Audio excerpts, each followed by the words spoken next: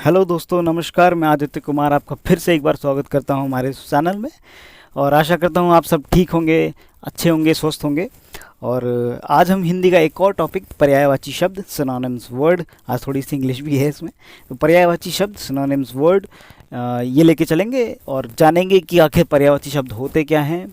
और कुछ ट्रिक्स या कुछ मेथड बताऊंगा आपको, जिसमें कि आप पर्यायवाची शब्द को पहचानना सीख जाएंगे। अगर आपको ऐसा कोई शब्द भी आता है आपके एग्ज़ाम में कि आप उस शब्द, आप मान लीजिए ऐसा कोई शब्द आता है कि आपको नहीं पता है कि इसका पर्यायवाची क्या है, तो मैं वो भी एक मेथड बताऊंगा कि आप उस शब्द को भी पहचान सकते हैं बहुत आराम से। ठीक है, तो समय ना गंवाते हुए शुरू करते हैं अपने टॉपिक की तरफ बढ़ते हैं। तो सबसे पहले हम बढ़ेंगे अपने पर्यायवाची शब्द की परिभाषा की तरफ। तो पहला है पर्यायवाची शब्द की परिभाषा। ठीक है, तो सिनोनिम्स वर्ड या पर्यायवाची शब्द की परिभाषा। ठीक है, तो पहला शब्द, पर्यायवाची जो शब्द है वो दो शब्दों से मिलकर बना है। पहला है पर्याय, ठीक है, दूसरा है पर्याय प्लस वाची, तो ये मिलके बनता है पर्यायवाची। ठीक है, तो पर्याय प्लस वाची, अब संधि विच्छेद किया तो पर्याय प्लस वाची आया। अब क्या है, दोनों शब्दों का जो अंतर मिला के है वो पर्यायवाची शब्द कहलाता है।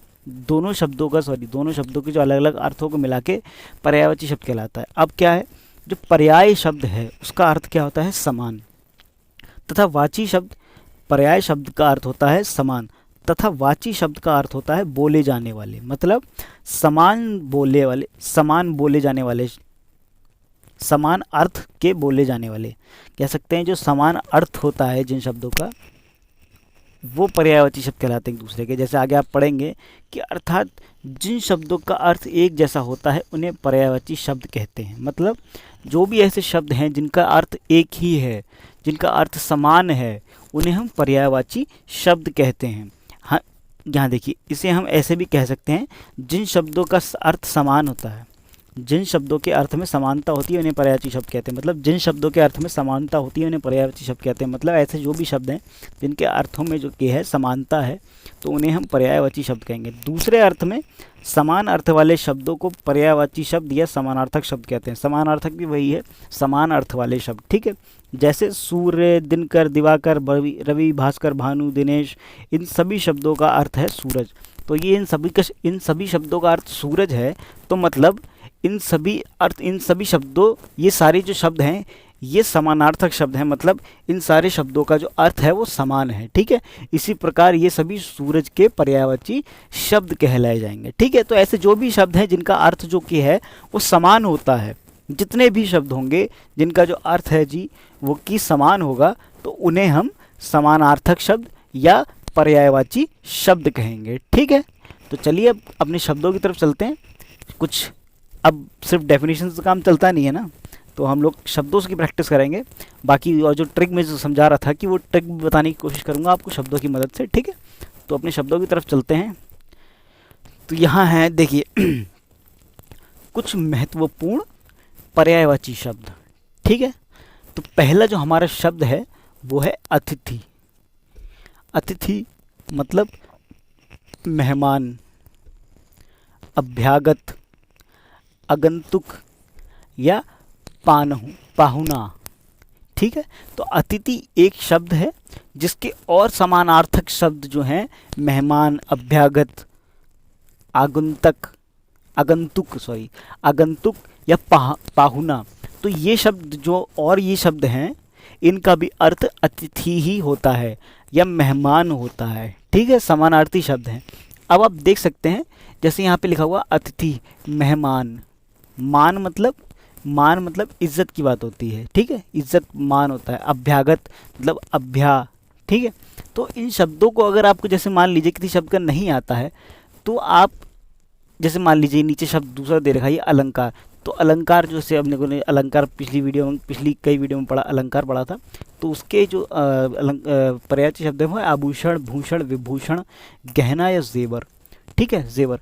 तो अब जैसे मान लीजिए अलंकार आता है, और मुझे अलंकार का मतलब नहीं पता, मतलब मुझे अलंकार के पर्यायवाची नहीं पता है। ठीक है, तो अब मैं क्या करूँगा, मैं जो शब्द मेरे जो ऑप्शन दे रखे होंगे मैं वो पढ़ूंगा। ठीक है, तो ऑप्शन में अगर मुझे कोई ऐसा शब्द दिख जाता है, आभूषण, विभूषण या भूषण ऐसे करके, तो मैं समझ जाऊंगा कि अलंकार जो मुझे इतना पता है कि जो अलंकार है वो आभूषण, उसको जो शाब्दिक अर्थ है उसको आभूषण भी कहते हैं, गहना जेवर ये सब लगभग अलंकार को ही कहते हैं, है ना।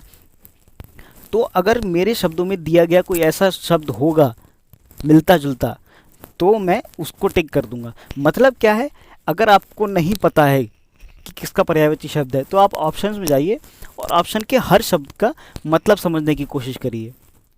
अगर आपको मतलब समझ में आ गया तो आप आराम से इजीली आप करेक्ट ऑप्शन टिक कर सकते हैं। ठीक है, तो यही एक ट्रिक है कि आप ऑप्शन, अगर आपको नहीं समझ में आ रहा है तो आप ऑप्शन के बाद ऑप्शन से जाइए, ऑप्शन से समझने की कोशिश करिए, हर एक शब्द का अर्थ समझने की कोशिश करिए, तो आपको बहुत ही आराम से इसका मिल जाएगा। ठीक है, अगला है शब्द हमारा अहंकार। तो अहंकार के पर्यायवाची होते हैं दंभ, गर्व, अभिमान, गर्व, अभिमान, दर्प, मर्द, घमंड और मान। ठीक है, तो ये अहंकार के पर्यायवाची शब्द हो गए। अगर आता है अहंकारी। अब अहंकार और अहंकारी में फ़र्क है। अहंकार होता है भावना और अहंकारी होता है मनुष्य। तो मनुष्य जो है वो अहंकार ग्रहण करता है, मतलब अहंकारी अहंकार ग्रहण करता है। तो ये दो अलग अलग शब्द हो गए। ठीक है, तो अहंकारी शब्द के पर्यायवाची क्या होंगे, गर्वित, यहाँ पे आया था गर्व, तो उसमें गर्वित मतलब गर्व को धारण करने वाला, गर्वित। यह अकड़ू, अकड़ू तो हम कहते हैं ये बहुत अकड़ू है ये। मगरूर, अक्कड़बाज, अक्कड़बाज कहते ही हैं हम। गर्वीला, यही गर्व से बना है, गर्वीला मतलब गर्व से भरा हुआ गर्वीला। आत्माभिमानी कि बहुत ज़्यादा ही अभिमान है इसको खुद पर, आत्माभिमानी मतलब खुद पे इसको बहुत ज़्यादा अभिमान है। ठस्सेबाज, घमंडी, घमंडी तो बहुत ही आराम, ये देखिए यहाँ पे जैसे घमंड, अहंकार को हम घमंड कह सकते हैं और अहंकारी को हम घमंडी कह सकते हैं। ठीक है, तो ये शब्द एक दूसरे से रिलेटेड ही होते हैं, आपको बस अर्थ समझने की ज़रूरत है। किसी भी शब्द का आप अर्थ समझ लाएंगे तो बहुत ही आराम से आप उसके पर्यायवाची शब्द को भी ढूंढ सकेंगे। ठीक है, अगला शब्द है हमारे पास अनुपम। तो अनुपम के जो पर्यायवाची शब्द हैं वो है अपूर्व, अतुल, अनोखा, अनूठा, अद्वितीय, अद्भुत, अनय, अन्य, अनन्य, अनन्य। ठीक है, तो अनुपम मतलब अपूर्व, अतुल। अब ऐसे जो नाम हैं तो ये नामों को तो आप ज़रूर याद करें, जैसे अतुल यहाँ दे रखा है और जैसे ऊपर दिनेश दे रखा था जो सूर्य का होता है, तो ये नामों को ज़रूर याद करें, क्योंकि नामों से अक्सर बहुत शब्द अक्सर ये जो प्रश्न हैं वो पूछे जाते हैं कि आपको नाम से ज़रूर याद रखना है। दिनेश, सूरज, सरोज, ये सब जो नाम होते हैं, दिनेश, भास्कर, सूरज, ये सब जो नाम होते हैं ये ज़रूर याद रखने, क्योंकि नामों से बहुत सारे क्वेश्चन आते हैं। अधिकतर हमारे एग्ज़ाम में नाम से बहुत क्वेश्चन आते हैं। ठीक है, तो हमें ये ज़रूर याद रखना है कि हम नाम से भी क्वेश्चन, नाम के जो नाम वाले पर्यायवाची शब्द हैं वो ज़रूर याद रखें। ठीक है, तो यहाँ पे जैसे हमारा अतुल था। ठीक है, तो ये ज़रूर याद रखें। ठीक है, अगला आता है अर्थ। अर्थ मतलब अर्थ का पर्यायवाची शब्द होता है तुरण, वाजी, घोड़ा, घोटक। अब ये देख सकते हैं यहाँ जो घोड़ा आया है, घोड़ा भी अर्थ का पर्यायवाची होता है। घोड़ा भी अर्थ का पर्यायवाची होता है। अब ये जो है ये बहुत इम्पोर्टेंट कुछ निकल के आते हैं, घोटक या घोड़ा, ऐसे बहुत ऐसे शब्द निकल के आते हैं जिनको आपको मतलब पता नहीं। अब घोड़े का मतलब अर्थ होता है, ये मैं खुद पहली बार पढ़ रहा हूँ कि घोड़ा जो होता है वो अर्थ का पर्यायवाची होता है। तो ऐसे हम लोग के शब्दों को याद करना ज़रूरी है कि आप घोड़े से तो नहीं निकाल सकते ना कि घोड़े का अर्थ क्या होता है, तो घोड़े का अर्थ पर्यायवाची नहीं निकाल सकते। इसलिए पर्यायवाची शब्द रिपीट करना भी बहुत ज़रूरी है। आपको जितने ज़्यादा से ज़्यादा हो सके आप उतने ज़्यादा से ज़्यादा पर्यायवाची शब्द को रिपीट करिए, प्रैक्टिस करिए, तो आपको बहुत फ़ायदा होगा। ठीक है, नीचे आता है अमृत। अमृत के क्या पर्यायवाची होंगे, सुरभोग, सुधा, सोम, पीयूष, अमी, जीवन दोयक। जैसे यहाँ देखिए पीयूष आया, पीयूष नाम आया, सुधा नाम आया, तो नामों वाले जो पर्यायवाची शब्द हैं वो ज़रूर याद करने हैं। ठीक है, अब अगले शब्दों की तरफ बढ़ते हैं, अपने अगले स्लाइड की तरफ। ये देखिए तो हमारा शब्द है ओढ़ना। तो ओढ़ने का जो पर्यायवाची है वो पहनना, धारण करना, लपेटना या ढकना। इन सारे शब्दों का लगभग अर्थ एक ही है। पहनना मतलब कपड़े पहनना, धारण करना भी मतलब होता है पहनना, लपेटना का मतलब भी पहनना ही होता है, ढकने का मतलब शरीर ढकना है ना। तो वो सब ये सब ओढ़ना इसके पर्यायवाची हैं। अगला आता है और मतलब जैसे हम कहते हैं ना कि इस ओर चलना है हमें, तो इस ओर मतलब इस दिशा में चलना है हमें, इस तरफ चलना है हमें, इस पक्ष में चलना है हमें, इस किनारा चलना है हमें, इस छोर तक जाना है हमें, इस सिरे तक जाना है हमें, उस अंत तक जाना है हमें। तो ये और मतलब और बोला और नहीं, और कहते हैं ना कि इस ओर चलिए, ठीक है, इस ओर गाड़ी मोड़िए, इस ओर चलिए, तो इसलिए कहते हैं और मतलब दिशा, तरफ, पक्ष, किनारा, छोर, सिरा, अंत। ठीक है। अब आता है अगला औरत। ठीक, औरत के पर्यायवाची होते हैं स्त्री, जोरू, गृहिणी, घरनी। ये घरनी भी होता है और एक गृहिणी भी होता है। गृहिणी वैसे पत्नी को बोलते हैं गृहिणी, वैसे औरत को भी कह सकते हैं। फिर आता है महिला, मानवी, तिरिया या घरवाली। या घरवाली कहते हैं ना कि तुम्हारी घरवाली कैसी है, मतलब घरवाली भी औरत ही होती है। स्त्री तो होती ही हो औरत, जोरू भी औरत होती है, कहते हैं ना जोरू का गुलाम। घरनी, महिला, मानवी, ये देखिए यहाँ पे नाम आया है मानवी, तो मानवी का मतलब होता है औरत या स्त्री। ठीक है, तो ये ज़रूर याद रखना है। अगला आता है औचित्य। औचित्य का आता है उपयुक्ता, तर्क संगति या तर्क संगतता। अब ये देखिए तर्क संगति या तर्क संगतता दोनों लगभग एक ही जैसे शब्द हैं, तो बस इन्हीं शब्दों को हमें याद करते हुए चलना है। आगे आता है औचक। औचक का है अचानक, यकायक, सहसा। ये इसके पर्यायवाची शब्द हो गए। औचक का मतलब अचानक, अचानक से औचक के बहुत चक्का रह जाने, कहता नहीं बहुत चक्का रह गया मैं, तो औचक भी उसी का पर्यायवाची शब्द होता है। ठीक है। अगला आता है औषधालय। अगला हमारा शब्द है औषधालय। औषधालय मतलब चिकित्सालय, दवाखाना, अस्पताल, शफाखाना। शफाखाना एक उर्दू का शब्द है जिसका अर्थ वही होता है अस्पताल, ये दवाखाना, चिकित्सालय। ठीक है। अगला आता है औलाद। औलाद मतलब संतान, संतति, आस औलाद, बाल बच्चे या बच्चे। तो औलाद कहते हैं ना तुम्हारी औलाद बड़ी नालायक निकली है, तुम्हारी औलाद बड़ी लायक है, तो औलाद को मतलब बच्चे होता है। अगला है औजार। औजार का उपकरण, यंत्र, हथियार। उपकरण मतलब टूल्स। उपकरण, औजार, हथियार, यंत्र, ये सब टूल्स होते हैं। टूल्स का हिंदी में होता है। ठीक है। अगले की तरफ चलते हैं। अगला है किनारा। तो किनारे का होता है तीर, कूल, कगार या तट। तीर का मतलब भी किनारा होता है। ठीक है। कूल का तो अर्थ होता है किनारा, कगार या तट। ठीक है। तो अगला है हमारा किसान। तो किसान का होता है कृषक, भूमिपुत्र, हलघर, हलधर, हलधर सॉरी हलघर नहीं हलधर, खेतीहर, अन्नदाता। ये देखिए ये बहुत प्यारा शब्द है अन्नदाता, बहुत ही अच्छा शब्द लिया है यहाँ पे पर्यायवाची किसानों के लिए। अन्नदाता हैं किसान हमारे, अगर वो काम नहीं करेंगे तो हमें शायद खाना नहीं मिलेगा। कृषक, भूमिपुत्र, इन्हें भूमि का पुत्र कहा जाता है, मतलब धरती का पुत्र कहा जाता है। हलधर जो हल को धारण करते हैं, खेतीहर जो खेती करते हैं। ठीक है। तो ये मुझे बहुत पर्सनली बहुत अच्छा लगा, अन्नदाता। आगे आता है कृपा। कृपा शब्द का जो पर्यायवाची है वो है प्रसाद, करुणा, अनुकंपा, दया, अनुग्रह।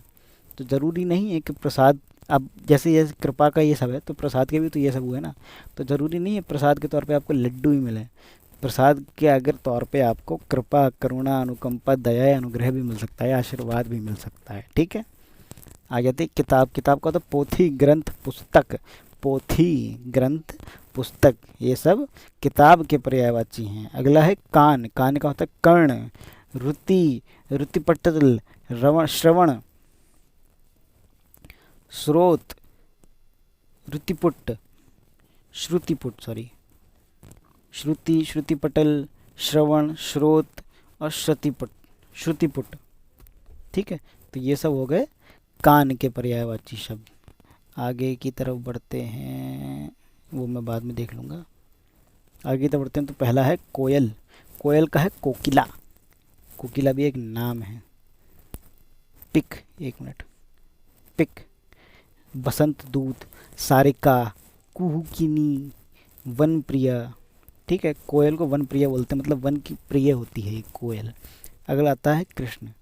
कृष्ण मतलब राधापति, मतलब राधा के पति। घनश्याम, वासुदेव, माधव, मोहन, केशव, गोपीनाथ, मुरलीधर मतलब मुरली को धारण करने वाले, द्वारकाधीश और गिरधारी।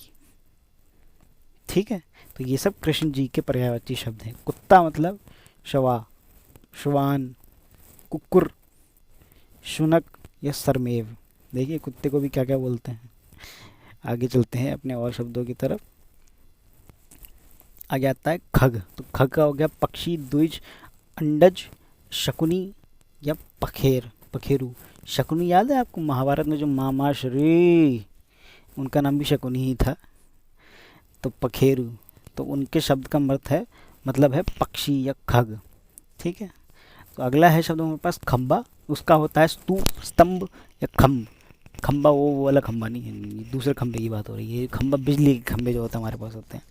स्तूप, स्तंभ या खम्भ। ठीक है, अगला आता है खंड, मतलब अंश, भाग, हिस्सा, टुकड़ा। खंड कहते हैं ना, ये इस कविता का ये खंड है, तो मतलब कविता का भाग है, हिस्सा है, टुकड़ा है या अंश है। खटमल, खटमल एक कीड़ा होता है जो अधिकतर हमारी जो चारपाई होती हैं वो वाली खाट वाली, खाट जने कहते हैं खाट, उन चारपाइयों में कीड़ा लग जाता है, खटमल। ठीक है, इसका शब्द, इसके जो पर्यायवाची शब्द है वो है मतकुण, खटकीट या खटकीड़ा। खटकीड़ा भी बोलते हैं। खटकीड़ा मतलब खाट में रहने वाला कीड़ा, या खटकीट मतलब खाट में रहने वाला कीट। ठीक है, अगला है खादिम। खादिम का होता है नौकर, चाकर, भृत्य या अनुचर। तो ये नौकर के सब पर्यायवाची है या खादिम के पर्यायवाची हैं। ठीक है, अगले चलते हैं खाविंद, मतलब पति, मियाँ, भरतार, बालम, साजन, सैया। पान खाए सैया हमारो, अरे छोड़ो यार काम। खाविंद मतलब पति, मियाँ, भरतार, बालम, साजन या सैया। ठीक है, ये सब पतियों हो, ये वो मेल हैं जो शादीशुदा हैं। हम सब की बात नहीं हो रही है, सब की बात नहीं हो रही, जो मेल शादीशुदा हैं उनकी बात हो रही है। ठीक है, अगला आता है खरगोश। बड़े प्यारे लगते हैं। शशक, शशा या खरता, खरा, सॉरी खरता कह रहा हूँ मैं, खरा। ठीक है, तो ये हो गया खरगोश के पर्यायवाची। ठीक है, तो ये सब पर्यायवाची शब्द और हैं। बाकी मैं आपको इसकी डिस्क्रिप्शन में कुछ पर्यायवाची शब्द के पीडीएफ डलवा दूंगा। आपने यहाँ से तो मेरे पढ़ ही लिए, जहाँ से जितने भी समझा सकता था मैं उतना समझा दिए। अब वीडियो और ज़्यादा लंबी ना करते हुए मैं आपको पर्यायवाची शब्द पीडीएफ लिंक पे दे दूंगा, नीचे लिंक में डिस्क्रिप्शन में पीडीएफ में डलवा दूंगा। उससे आप ज़्यादा से ज़्यादा प्रैक्टिस करें, क्योंकि जितने ज़्यादा शब्द आप पढ़ेंगे उतने ज़्यादा आपकी प्रैक्टिस होगी, उतने ज़्यादा आप क्वेश्चन अच्छे से अटेम्प्ट कर पाएंगे। ठीक है, तो आशा करता हूँ वीडियो आपको अच्छी लगेगी। बाकी थैंक यू सो मच, और आगे के लिए आपको best of luck. Thank you so much.